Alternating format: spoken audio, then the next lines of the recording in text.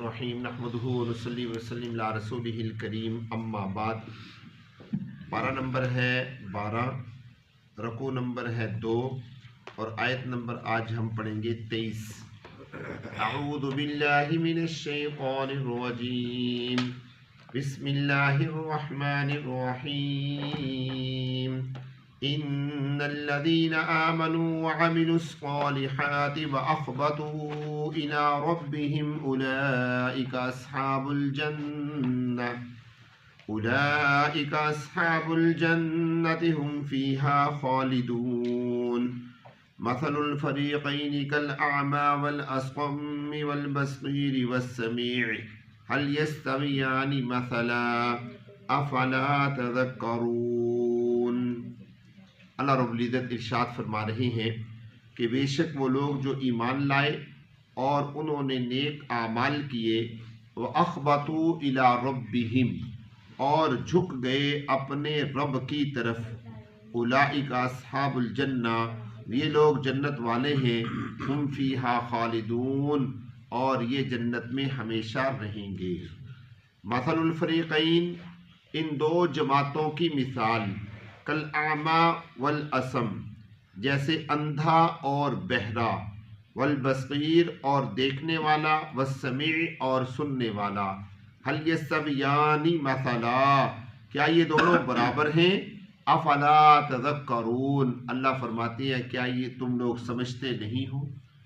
मेरे दोस्तों, इस रकू के शुरू में अल्लाह रब्बुल इज़्ज़त ने ये इस आयत से पहले अल्लाह रब्बुल इज़्ज़त ने उन लोगों का तज़किरा किया जो लोग जालिम थे।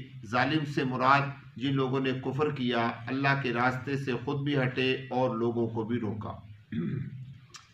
अब इस रकू के आखिर में अल्लाह तबारक व तआला इसके मुकाबले में उन लोगों का तज़किरा कर रहे हैं जो ईमान लाए और उन्होंने नेक आमाल किए, व अख़बतू इला रब्बिहिम, और अपने रब के सामने झुक गए।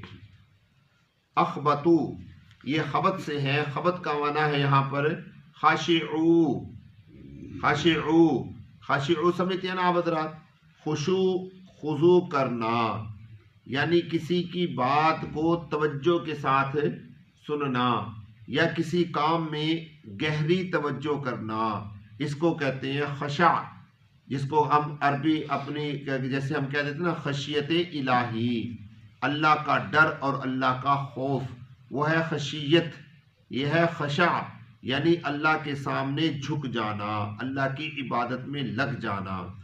तो अल्लाह तबारक व तआला फरमाते हैं कि ईमान लाना और नेक आमाल करना और फिर अपने आप को अल्लाह के सामने झुका देना, इसको कहते हैं मोमिन। इनके लिए क्या है? उलाइका अस्हाबुल जन्ना, अल्लाह फरमाते हैं इनके लिए जन्नत है, हुम फ़ीहा ख़ालिदून, और वो जन्नत में हमेशा रहेंगे। आगे मेरे दोस्तों, अल्लाह रब्बुल इज़्ज़त ने इन दोनों लोगों का, जो जालिम लोग थे, अल्लाह के रास्ते से रुकते थे, अल्लाह के रास्ते से रोकते थे, टेढ़ापन तलाश करते थे, अल्लाह तबारक व तआला ने इन दोनों का, यानी मुसलमानों का और इन जालिमों का आपस में कंपेयर बयान किया। अल्लाह फरमाते हैं कि जो लोग अल्लाह के रास्ते से हटते हैं वो अंधे भी हैं और बहरे भी हैं, अंधे भी हैं और बहरे भी हैं। और आप जानते हैं कि अल्लाह तबारक व तआला ने दो जगह पर एक और जुमला भी इस्तेमाल फरमाया, क्या भला? अंधे भी हैं, बहरे भी हैं और गूंगे भी हैं। सुम्मुम बुकमुन उम्युन फहुम ला याकिलून एक जगह पर आता है और एक जगह पर क्या आता है? ला यरजिऊन, कि ये अंधे भी हैं, गूंगे भी हैं और बहरे भी हैं। यहाँ पर अल्लाह तबारक व तआला ने क्या इरशाद फरमाया कि ये अंधे भी हैं और बहरे भी हैं यानी ना तो इनको राह हिदायत नजर आता है और ना ही ये राह हिदायत के बारे में सुन सकते हैं। ये सुनने से भी काफिर हैं, देखने से भी काफिर हैं। और जो लोग राह हिदायत पर चलते हैं, अल्लाह रब्बुल इज़्ज़त ने उनके लिए लफ्ज़ क्या इस्तेमाल फरमाया? समी और बसीर, कि वो सुनते भी हैं और देखते भी हैं। अब मेरे दोस्तों यहाँ पर गौर कर लीजिएगा कि जो आदमी राह हिदायत को सुनकर किसी को पता चला कि ये राह हिदायत है, اب وہ شخص اس راہ ہدایت کو تلاش بھی کرتا ہے، اس کو سنتا بھی ہے، اس کو دیکھتا بھی ہے، اور اللہ کے سامنے کیا کرتا ہے؟ خشوع اور خضوع بھی کرتا ہے۔ ایسا آدمی تو ہے کامیاب۔ اور جو آدمی راہ ہدایت کو سنتا ہے اور اپنی ضد اور اپنی ہٹ دھرمی پہ لگ جاتا ہے کہ نہیں جی ہم تو یوں تھے، ہم نے یوں کیا، ہم ایسے تھے، ہم یہ تھے، اللہ رب العزت نے ایسے آدمی کے بارے میں فرمایا کہ وہ اندھا بھی ہے اور بہرا بھی ہے، نہ اس کے اندر سننے کی صلاحیت ہے، نہ اس کے اندر دیکھنے کی صلاحیت ہے۔ ایسے لوگوں کے بارے میں کیا فرمایا کہ یہ ظالم ہیں اور کون لوگ ہیں؟ ناکام ہیں۔ آگے اللہ رب العزت فرماتے ہیں فیصلہ ہمارے ہاتھوں میں چھوڑ دیا۔ هل یستویان مثلا، کیا یہ دونوں برابر ہو سکتے ہیں؟ افلا تذکرون، اللہ فرماتے ہیں تمہیں سمجھ نہیں ہے، تمہیں عقل نہیں ہے، تم لوگ خود سمجھ لو کہ یہ دونوں لوگ برابر نہیں ہو سکتے۔ میں دوستو اب ذرا غور کیجئے گا، جو اگلی بات میں آپ کو سمجھانے لگا ہوں، اللہ تبارک و تعالیٰ نے صرف اس جملے پر افلا تذکرون، کیا تمہیں سمجھ نہیں ہے، اللہ رب العزت نے اس جملے پر اس اگلی پوری جو سورت ہے سورہ ہود کو مکمل طور پہ اس جملے پر بیان فرمایا ہے۔ نہیں سمجھے میری بات؟ اللہ رب العزت کس کو فرما رہے ہیں افلا تذکرون؟ ہمیں فرما رہے ہیں نا، کیونکہ ظالموں کی مثال بھی دے دی، مومنین کی مثال بھی دے دی، ظالموں کا تذکرہ بھی کر دیا، مومنین کا تذکرہ بھی کر دیا، دونوں کو کمپیئر بھی کر دیا، اور پھر ان دونوں کو ایک طرف کر کے اللہ نے پیارے پیغمبر کی امت کو، جو امت ہے چاہے وہ امت داعیہ ہے چاہے وہ امت اجابہ ہے، امتیں دو ہیں آپ علیہ السلام کی، پتہ ہے آپ کو؟ ایک وہ امت ہے جنہوں نے کلمہ پڑھ لیا، ایمان قبول کر لیا، اور ایک وہ امت ہے جنہوں نے کلمہ نہیں پڑھا، ایمان قبول نہیں کیا، دونوں آپ کے امتی ہیں، لیکن اس امت کو امت کیا کہا جائے گا؟ امت اجابہ، اور اس امت کو امت داعیہ کہا جائے گا، کیونکہ یہ امت کیا کرنے والی ہے؟ ان کو دعوت دینے والی ہے، اور ان کے ذمے ہے اس امت کی دعوت کا کیا دینا؟ جواب دینا۔ اس کو کہتے ہیں امت اجابہ، یعنی وہ قبول کرنے والی ہے اور یہ امت اس کو دعوت دینے والی ہے۔ اللہ رب العزت نے ساری امت کو مخاطب کر کے فرمایا افلا تذکرون، کیا تم سمجھتے نہیں ہو؟ یا اللہ سونے آپ سمجھا دیں، آپ سمجھا دیں ہمیں۔ اللہ رب العزت نے سمجھانے کے لیے اس پوری صورت کو اگلی کو بیان فرمایا، اور اللہ تبارک و تعالیٰ سمجھاتے کیسے ہیں پتہ ہے؟ آپ حضرات یہ تو سمجھتے ہیں نا قرآن کے مضامین سے اتنی تو واقفیت اب ہو گئی ہوگی آپ حضرات کو کہ اللہ تبارک و تعالیٰ سمجھاتے کیسے ہیں۔ اللہ سمجھاتے ہیں پہلے انبیاء کی مثالیں دے کر، اللہ تبارک و تعالیٰ کیا کرتے ہیں؟ سمجھاتے ہیں پہلی امتوں کی مثالیں دے کر، پہلے نبیوں کی مثالیں دے کر کہ فلاں نبی کی امت نے یہ کیا، اس سے عبرت حاصل کرو، فلاں نبی کی امت نے یہ کیا، اس سے عبرت حاصل کرو۔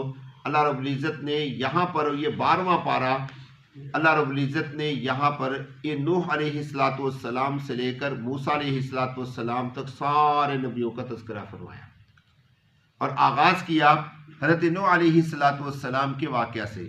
اللہ فرماتے ہیں وَلَقَدْ أَرْسَلْنَا نُوحًا إِلَىٰ قَوْمِهِ إِنِّي لَكُمْ نَذِيرٌ مُّبِينٌ، اور البتہ تحقیق بھیجا ہم نے نوح علیہ السلام کو إِلَىٰ قَوْمِهِ، ان کی قوم کی طرف، اور انہوں نے کیا کہا؟ إِنِّي لَكُمْ نَذِيرٌ مُّبِينٌ، بے شک میں تمہارے لیے نذیر مبین، کھلم کھلا ڈرانے والا ہوں۔ حضرت نوح علیہ السلام میں دوستو یہ حضرت آدم علیہ السلام کی تقریباً چھٹی پشت میں اولاد ہے۔ حضرت نوح علیہ السلام یہ حضرت آدم علیہ السلام کی چھٹی پشت میں سے ہیں۔ حضرت آدم علیہ السلام کے بعد نوح علیہ السلام کے زمانہ سے پہلے تک تمام تر امت جو ہے وہ امت واحدہ تھی، اللہ کی توحید پر عمل کیا کرتے تھے۔ ان میں حضرت ادریس علیہ السلام تشریف لائے، ان میں حضرت شیس علیہ السلام تشریف لائے۔ ان نبیوں کے تشریف لانے کا مقصد صرف یہ تھا کہ امت کہیں گمراہی کی طرف نہ چلی جائے، اس لیے وہ آتے رہے، تشریف لاتے رہے، لوگوں کو ہدایت دیتے رہے۔ پھر میں دوستو حضرت نوح علیہ السلام چونکہ اب ذرا غور کیجیے گا، چونکہ شیطان نے اللہ تبارک و تعالیٰ سے کیا کہا تھا کہ اے اللہ مجھے مہلت دیجئے، میں آپ کے ان بندوں کو گمراہ کروں گا۔